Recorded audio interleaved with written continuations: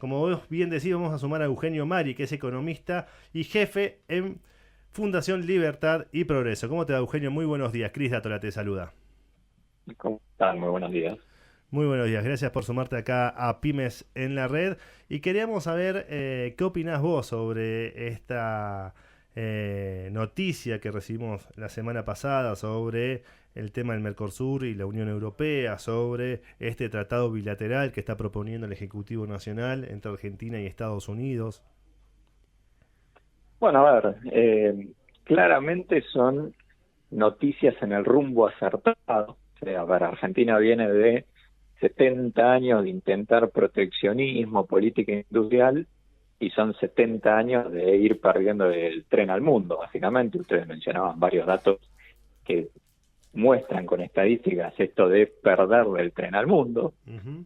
Agrego otro dato que es el ingreso por habitante. O sea, Argentina tenía un ingreso por habitante 2 o 3 veces de lo que era el resto de América Latina. Hoy no solamente perdimos toda esa ventaja que teníamos respecto a la región, sino que incluso perdimos el primer lugar, ¿sí? Siendo superados por Chile, por Uruguay, ¿sí? Costa Rica. Bueno, en fin, claramente una historia de decadencia, pero decadencia que no es que nos cayó de arriba del cielo, sino decadencia por malas políticas productivas, mala política económica, entre ellas la elección manifiesta que tuvo Argentina durante muchos años de decirle no a la integración con el resto del mundo. Bueno, ahora parece que empiezan a surgir iniciativas para empezar a cambiar ese rumbo, son positivas, pero hay que tomar todo con prudencia porque todos estos experimentos de integración, los tratados de libre comercio, son procesos largos, procesos institucionales que llevan diferentes pasos, entonces no es que ya las cosas están hechas, sino que restan una cantidad de esfuerzos muy importantes para convertir estas cosas en realidad, ¿no? Sí, Eugenio, acá Carlos Manzoni. De hecho, eh, requiere, digamos, de una progresiva implementación. El acuerdo este de Unión Europea-Mercosur. Y ya mismo paso al segundo tema que yo hablaba en la columna, que es, más allá de lo que tarde en implementarse ese acuerdo, ¿ves viable que se vayan multiplicando acuerdos bilaterales teniendo siempre el cerco del Mercosur? O sea, ¿se puede esquivar esa valla? Mira, vamos primero en Mercosur Unión Europea. Se anunció el acuerdo político. ¿Sí? Una vez que está sobre la mesa el acuerdo político, los textos, ¿sí? El papel con todo lo que dice lo que se negoció, van a lo que se conoce como la revisión legal. Eso, calculémoslo, son 3 meses. A partir de ahí se puede firmar.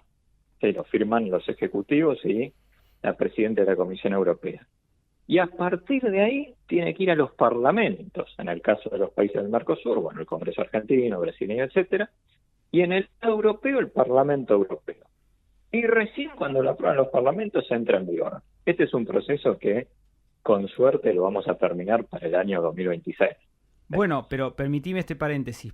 Pasó que se frustró justamente por esta cuestión, porque se firmó durante el gobierno de Macri lo mismo que se está firmando ahora, si mal no entiendo, y cuando tuvo que llegar la oportunidad de que los parlamentos lo aprobaran, ya acá había otro gobierno que estaba en contra de esos acuerdos.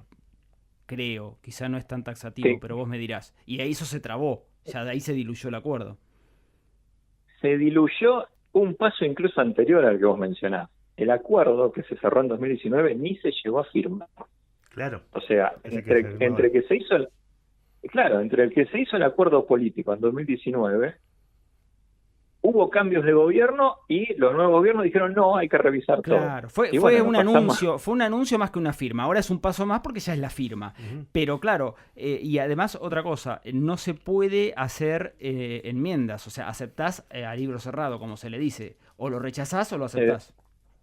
Exactamente, los congresos en este caso tienen únicamente aprobación o rechazo. No pueden agarrar y decir, bueno, vamos a cambiar el título 4, el inciso 28. No, esto es, los ejecutivos negocian y los legislativos, los parlamentos aprueban o rechazan. Bueno, Eugenio, te interrumpo un segundo porque el domingo pasado lo entrevistamos a Dante Sica y le preguntamos por ujú, esto y nos decía que se puede instrumentar hasta el 80% del acuerdo sin que pase por los congresos o el poder legislativo de cada país que forman parte de la Unión Europea y del Mercosur, y después que cada país puede ir haciendo, aprobando o no este acuerdo, pero que se podía empezar con el acuerdo hasta el 80%. ¿Tenés este dato vos o no? Sí, ¿O no es así?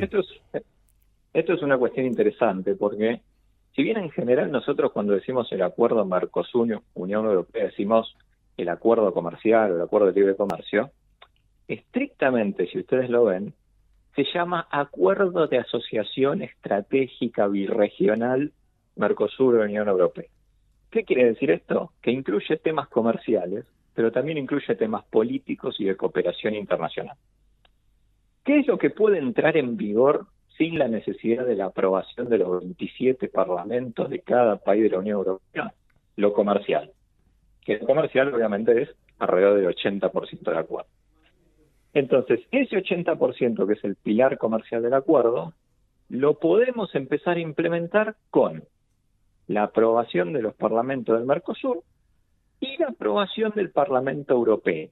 ¿Sí? Esto tiene que ver con que los países europeos le delegaron a la Unión Europea todo lo que es política comercial, pero no le delegaron todo lo que es político de cooperación. ¿Sí? Entonces, si tenemos la aprobación del Parlamento Europeo y tenemos aprobación de los congresos del Mercosur, todo lo que es comercial del acuerdo lo podemos empezar a implementar. Bien. Ahora, sí. Perdón, agrego una Sí. pequeña cosita que es lo otro que mencionaba. Hay una cláusula interesante, ¿sí?, que es que se permite la entrada en vigor bilateral del acuerdo. ¿Eso qué significa? Imaginémonos el escenario en el cual el Congreso argentino aprueba el acuerdo, el Parlamento Europeo aprueba el acuerdo, pero el Congreso brasileño dice, no, bueno, esto hay que revisarlo, y no va ni para atrás ni para adelante en el Congreso brasileño. En ese caso, el acuerdo podría entrar en vigencia arrancando por Argentina, Unión Europea.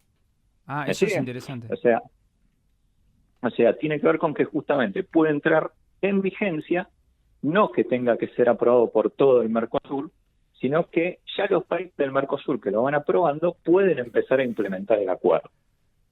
¿Sí?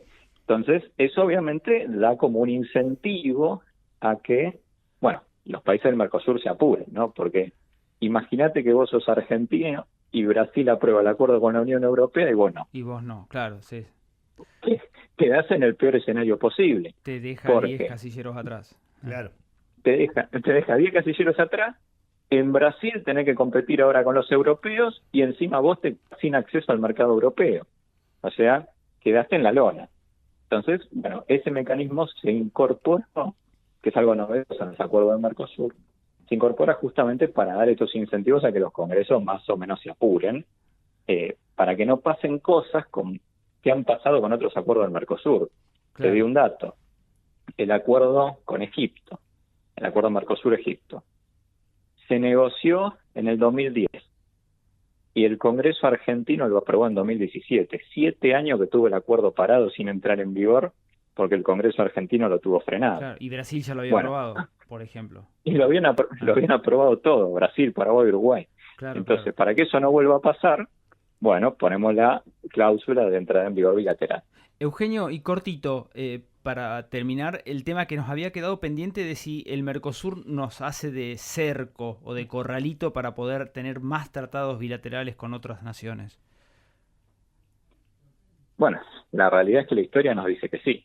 El Mercosur ha fracasado en integrarse con el resto del mundo.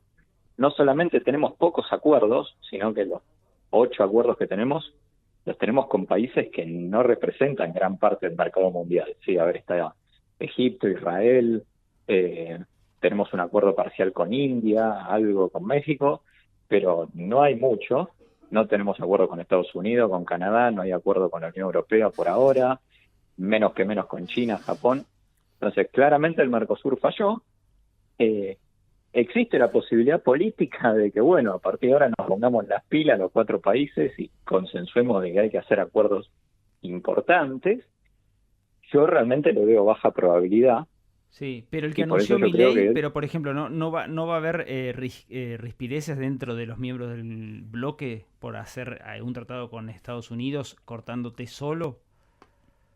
absolutamente, hoy lo que es el tratado de los compromisos legales que hoy tiene vigente la Argentina no te permitirían hacer eso, o sea, hay que cambiar algunas normas a las que adhirió Argentina del Mercosur para permitir que Argentina negocie bilateralmente. Sí, hoy lo que está en vigencia en los papeles legales es negociar en bloque, con todas las ventajas y desventajas que eso genera. Entonces, necesitamos primero, para hacer esto del acuerdo con Estados Unidos, tenemos que convencer al Mercosur primero de, bueno, vamos a cambiar esto para que nos lo dejen hacer. ¿Sí? Si no, estaríamos incumpliendo compromisos legales que hoy tiene Argentina por los acuerdos que firmó el Mercosur. Claro. Eugenio, muchísimas gracias. No, por favor, muchísimas gracias a ustedes. Un placer. Fue Eugenio Mari, que es economista jefe en Fundación Libertad y Progreso.